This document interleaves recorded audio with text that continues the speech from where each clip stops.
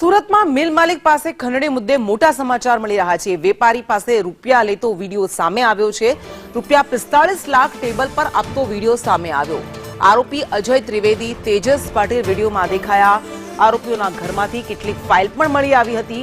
અનેક મિલ માલિકોના પેપરો મળી આવ્યા હતા। આ આરોપીઓ સાથે અન્ય કેટલાક પત્રકારો પણ હોઈ શકે તેવી સંભાવના છે।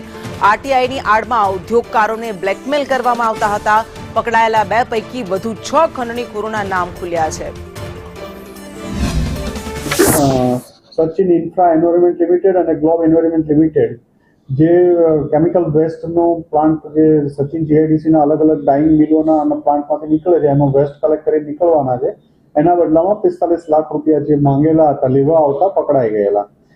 આ બંને ઇસમોની ધરપકડ પછી એમના ઘર સર્ચ કરવામાં આવ્યા હતા।